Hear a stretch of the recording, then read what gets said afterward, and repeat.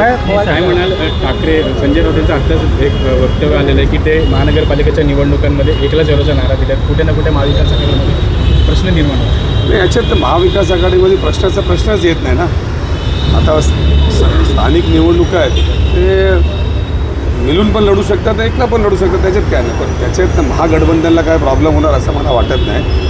आणि येत्या निवडणुकामध्ये जशी त्यांची तयारी तशी आमची पण तयारी. मला वाटत नाही याच्यात काय मतभेदचा प्रश्न आहे. महानगरपालिकाची निवडणुका व्यवस्थित लढू आणि जिंकू. आणि सर, जे काँग्रेसच्या कार्यालयावरती हल्ला झाला होता त्याचं कुठे ना कुठे कारवाई तर झालेली आहे, पण राहुल गांधी यांच्यावरती खोटं नरेटिव्ह भाजपकडनं पसरवलं जातं. त्यांच्याकडून चूक तर झाली पार्लिमेंटमध्ये, आता ते लपवायचं कसं, म्हणजे हे सगळे उद्योग करायचा. याला मारहाण झाला, काँग्रेसचं पक्ष कार्यालय तोडायचं, महिलांना मारायचं, हे कितपर्यंत योग्य आहे? महिलांचा आदर किती आहे हे दिसतोय ना.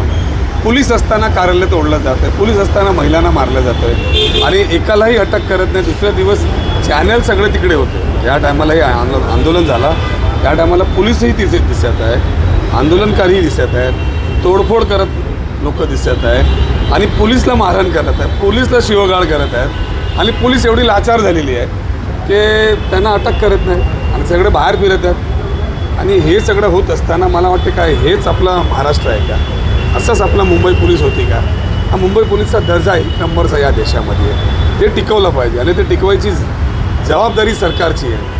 सरकारने फक्त असा तातूरमातूर FIR दाखल करायचं आणि मग कारवाई नाही करायचं, हे फक्त काँग्रेस पक्षाचा प्रश्न नाही. जर काँग्रेसच्या लोकांनी पण तशी चूक केली तर त्यांनाही तशी शिक्षा झाली पाहिजे. कुठल्याही पक्षाचा असू दे, शिक्षा झाली पाहिजे. आपला मुंबई आणि महाराष्ट्राचा हे कल्चर नाही, हे तोडफोड हे ते UP बिहार नाही, हे महाराष्ट्र आहे, संस्कृती याच्यात हे टिकवली पाहिजे. सर, पत्रकार विकास संघ बीडमध्ये संतोष देशमुख यांची हत्या झाली. बीडमधील संतोष देशमुख सरपंचाची हत्या झाली त्यांची, अजूनही मुख्य आरोपीला अटक झालेली नाही आहे. आज शरद पवार त्यांच्या भेटीला गेले.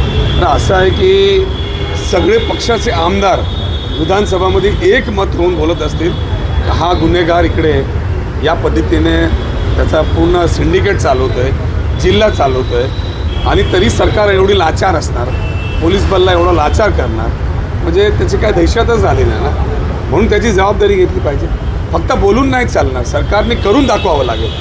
एक माणसाचं एवढं आतंक आहे तिकडे, कोण घराचं बाहेर जाऊ शकत नाही, कोण आपली स्वतःची जागा व महिलांना सुरक्षित नसेल, तरी काय मला वाटत नाही. सरकारने जे बोलले आहेत असेंब्लीमध्ये त्याची अंमलबजावणी 24 तासामध्ये केली पाहिजे. गुन्हेगारांना अटक केलं पाहिजे आणि पोलिसांना द्या ना, आमची पोलीस सक्षम आहे, 24 तासामध्ये व्यवस्थित कारवाई करणं, फक्त त्यांना फ्री हँड द्या.